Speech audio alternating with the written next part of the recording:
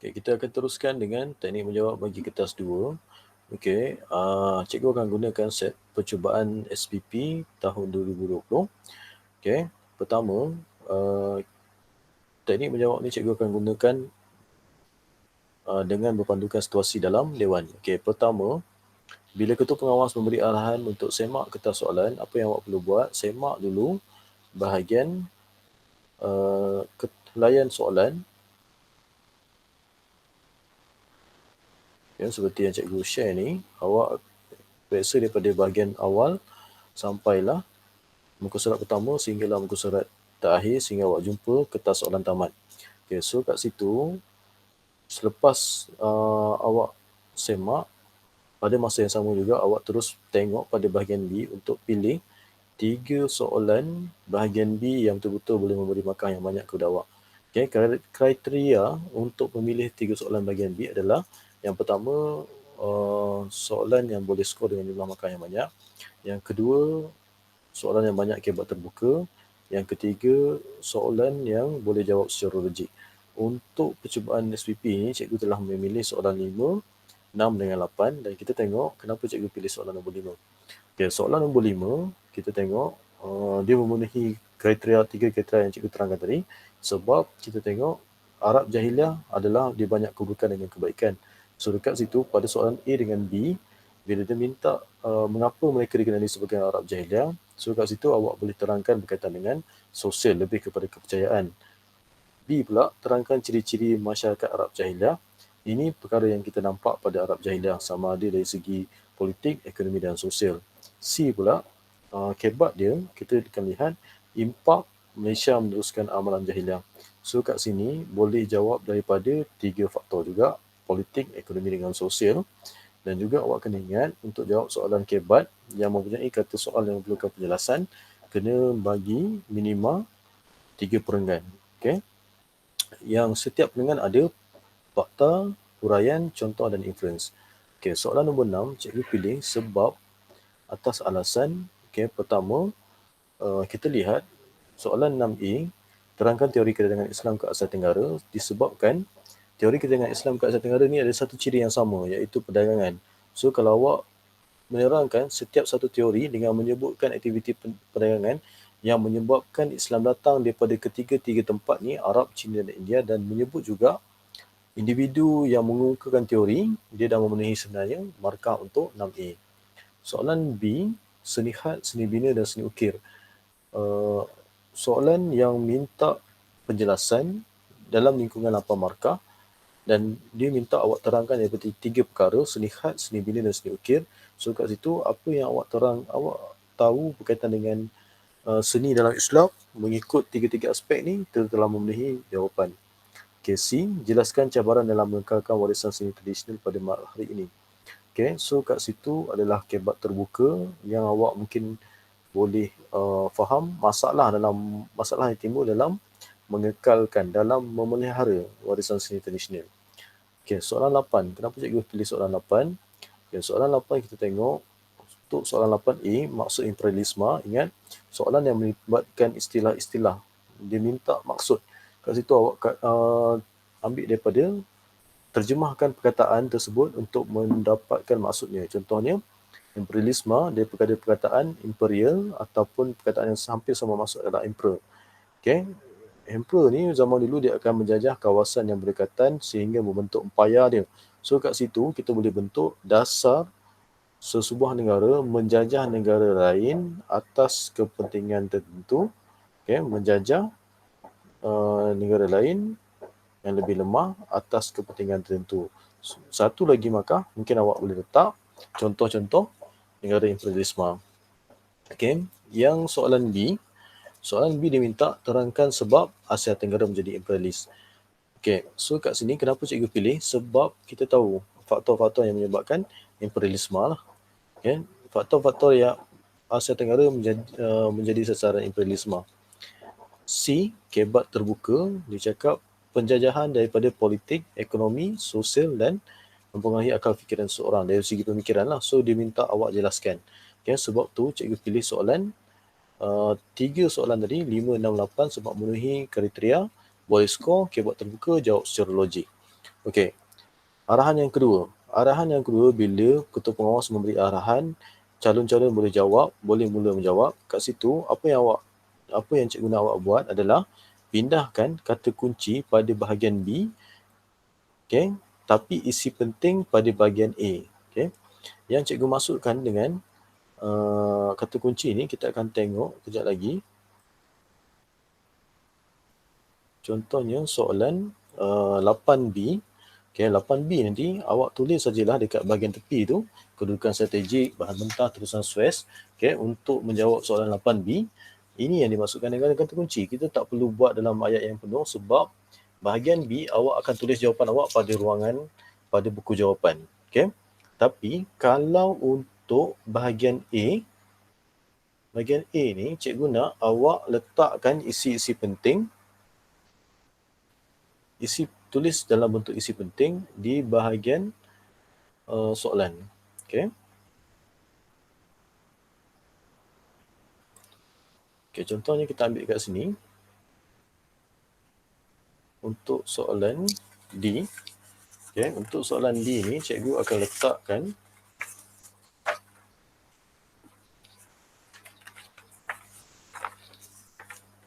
soalan 1D. Okay, seni bina yang hebat mampu memberi faedah kepada sebuah negara. So dekat situ awak perlu conteng kertas soalan awak. Okay, untuk awak letakkan isi penting, jana pendapatan, tarikan pelancong, meningkatkan peluang pekerjaan. Okay, ini awak letak saja di mana-mana sebagai isi penting sebelum awak bentuk jawapan yang sebenar supaya dan ingat, ni tulis dalam pen walaupun bukan diletakkan pada ruangan jawapan, ini juga diterima sebagai jawapan sebab menulis pada kertas soalan. Okay, ruangan jawapan. Okay, seterusnya, bila apa yang awak perlu buat, tadi arahan yang pertama, pindahkan keyword pada bahagian B, pindahkan isi penting pada bahagian A. Okay, lepas tu bila awak mula menjawab, ikut bentukan markah, satu soalan bahagian A, dalam tempoh 15 minit, awak perlu siapkan. Mana satu soalan bahagian B dalam jangka masa 30 minit. Okay, so kat sini kita tengok satu-satu soalan. Okay, soalan A. Okay, soalan A ni, ingat, pembayang kadang-kadang diletak dalam bentuk gambar raja, carta ataupun kenyataan. So kalau awak blank, awak dalam dewan tu awak dah merasa keadaan tiba-tiba awak tak ingat, apa yang awak perlu ingat, awak perlu buat adalah memahami pembayang. So kat sini contohnya Y. Y ni kita tengok kat belah sini adalah tanah tinggi. Okay, tanah tinggi dan mengalir ke bahagian bawah. Maksudnya fungsi Y adalah mengalirkan air daripada kawasan tanah tinggi ke kawasan tanah rendah. Manakala X ni kita tengok struktur tiang adalah tiang yang digunakan pada bangunan-bangunan lama yang merupakan pentadbiran di negara kita. So dekat situ sebenarnya awak boleh dapat jawapan fungsi untuk X adalah pentadbiran. Tapi memang kena ingatlah, contohnya X ni adalah Parthenon, Y adalah aqueduct. Aqueduct tu kita boleh ingat sebab aqua adalah bermaksud air. Okay, kita tengok macam mana pembentukan jawapan. Untuk B, ruangan jawapan yang tidak ada nombor Roman, awak perlu salin sebahagian soalan untuk bentuk kepala ayat. Contoh jawapan, fungsi aqueduct merupakan air stop. Fungsi Parthenon adalah menyimpan patung dewa. Okay, kat sini menunjukkan ayat yang lengkap. So kat situ awak dapat 2 markah. Tapi kalau misalnya kita tengok soalan jawapan pada soalan 2 ni, 2B contohnya, cikgu bagi contoh, bagaimanakah ibu bapa menerapkan nilai budaya yang murni dalam keluarga? Melalui cerita, full stop, melalui pantang larang, full stop, adat istiadat, full stop, melalui pantun, full stop. Okay, tengok sebenarnya ini adalah jawapan yang tepat. Kalau ikut kan, awak boleh dapat 4 markah daripada 2 markah. Kalau markah berdasarkan jawapan awak beri ya. Tapi sebenarnya, awak hanya dapat melalui cerita 1/2, melalui pantang larang 1/2, adat istiadat 1/2, melalui pantun 1/2. Okay, sebab dia tidak dalam bentuk ayat yang lengkap. Maksudnya awak tak salin kepala ayat dan tak juga buat tak letakkan penanda wacana. Okay, so kat sini apa yang awak perlu ingat sekarang adalah penggunaan kepala ayat untuk permulaan ayat dan juga penanda wacana. Okay, right. Seterusnya satu lagi yang cikgu ingat, sekiranya jawapan tu awak tulis salah pada ruangan jawapan, tak perlu potong. Okay, untuk kertas 2 sama ada bahagian A, bahagian B dan kertas 3, jawapan yang awak telah tulis biarkan saja sebab itu adalah tugas pemeriksa, bukan tugas calon. Okay, seterusnya kita tengok macam mana soalan, macam mana kita nak hadapi situasi kita blank dalam dewan. Okay, pertama kita tengok pada soalan yang ada ni, soalan percubaan CDP ni, kita tengok pada soalan 1C. Okay, 1C dia minta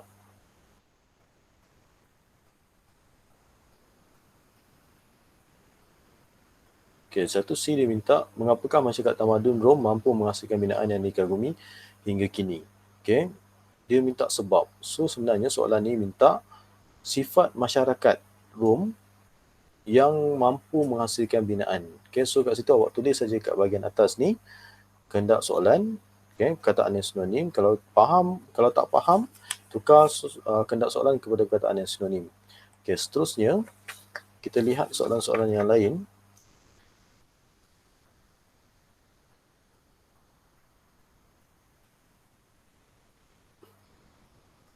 Soalan 2C, mengapakah pendidikan formal berkembang selepas kedatangan Islam? Maksudnya, dengan penggunaan mengapakah adalah diminta sebab ataupun nak mudah faham, nanti awak letakkan dalam diri awak, soalan tu tanya pada diri masing-masing.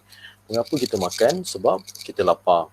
Okay? Itu salah satu kaedah untuk memahami kehendak soalan. Alright, seterusnya kita tengok soalan 4D. Macam mana kaedah untuk membentuk jawapan sekiranya awak berada dalam situasi blank. Okay? Kita tengok soalan 4D ni, 4C ni, sebagai warga negara Malaysia, apakah yang perlu dilakukan untuk menghormati lambang-lambang negara? Okay? Dia minta langkah-langkah lah. Okay? Bila dia minta langkah-langkah, tak perlu bagi huraian sebab kata soal apakah. Kita boleh gunakan dua kaedah. Okay? Kempunan. Okay, ingat, kempunan KEM tu adalah kempen. Contohnya sebagai warga negara, kita menyertai ataupun menyokong kempen yang dilaksanakan oleh kerajaan. P, pendidikan, meningkatkan pengetahuan dalam sejarah negara. Undang-undang, mematuhi undang-undang yang telah ditetapkan oleh kerajaan. Okay, so kat situ kita boleh gunakan kaedah kempunan. Kaedah badan, seperti kita membentuk jawapan dengan menggunakan fungsi dalam fungsi badan masing-masing. Okay, so kalau misalnya kita letak kita ambil fungsi tangan. Okay, tangan ni biasanya kita buat sesuatu, melaksanakan sesuatu ataupun memikul suatu perkara lah. So kat situ mungkin awak boleh letak untuk bentuk jawapan pada 4C, melaksanakan tanggungjawab sebagai rakyat yang setia kepada raja dan negara. Okay, kalau misalnya mata, okay, memikirkan ataupun merancang suatu tindakan yang boleh memajukan negara, ataupun mata juga boleh kita kepala, tadi mata macam kepala kita boleh buat menjalankan pendidikan. Okay, sebab kepala berfikir, so kat situ awak mungkin boleh cakap menjalankan pendidikan yang dapat memajukan aspek sains dan teknologi negara. Okay, itu soalan yang kaedah badan untuk menjawab soalan bagi soalan sejarah. Okay, so seterusnya kita pergi kepada kaedah yang ketiga, iaitu menjawab soalan dengan memenuhi 3 aspek utama, iaitu politik, ekonomi dan sosial.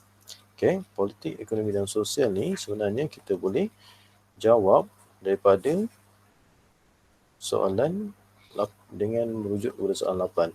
Okay, sebab apa cikgu cakap soalan 8 ni? Kita lihat, kalau soalan 8,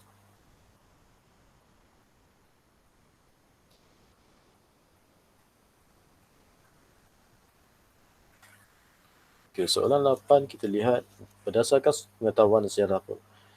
Berdasarkan peta dan pengetahuan sejarah anda, terangkan sebab Asia Tenggara menjadi sasaran imperialis. Okay, sama juga macam soalan 1A tadi, cikgu sebut kita membayang berkaitan dengan peta, carta, gambar rajah ataupun kenyataan boleh memberi clue kepada jawapan. So kat sini kita tengok macam mana, cuba awak faham macam mana pergerakan pergerakan kapal layar ni, kapal-kapal penjajah ni boleh sampai ke kawasan Asia Tenggara disebabkan kena ingat dia ada ini kita fikir secara logik lah. Kenapa lalu di bahagian Selat Melaka? Sebab kapal-kapal ni telah menggunakan enjin kapal wap yang memudahkan pergerakan. Lepas tu pula kedudukan yang strategik. Okay? Kedudukan yang strategik. Kalau kita gunakan untuk politik ekonomi dengan sosial, kalau ekonomi, kita kena ingat untuk soalan B, sebab Asia Tenggara menjadi secara imperialis adalah kekayaan bahan mentah. Kalau sosial, adalah slogan beban orang putih. Menganggap orang putih ni lebih bertamadun daripada orang lain. Okay? Right. Itu untuk kaedah dengan menjawab politik ekonomi sosial. Dan kaedah yang terakhir adalah untuk memahami kehendak soalan, letakkan diri awak pada situasi tersebut. Faham? Okay. Untuk sejarah, potensi untuk awak lulus adalah tinggi sekiranya awak tak tinggalkan ruang satu soalan kosong. Okay. Satu soalan ataupun awak tak tinggalkan soalan yang tidak dijawab. Okay. Okay. Pastikan awak jaga beri perhatian kepada perkara-perkara yang dianggap remeh seperti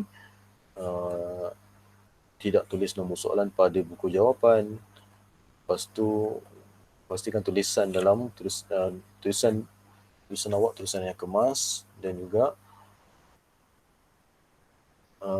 perenggan pertama, okay, ingat untuk membentuk penulisan yang kemas adalah pastikan bagi soalan-soalan yang memerlukan banyak perenggan pertama dengan perenggan kedua awak asingkan ataupun awak jarakkan dengan satu baris. Okay.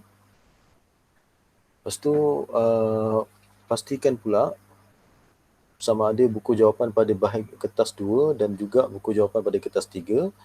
Satu soalan, satu muka surat. Contohnya 5A hanya menggunakan separuh daripada muka surat yang pertama. 5B jangan mula pada muka surat yang sama, mula pada muka surat yang baru. Okay. Sekian saja untuk penerangan teknik menjawab bagi kertas 2.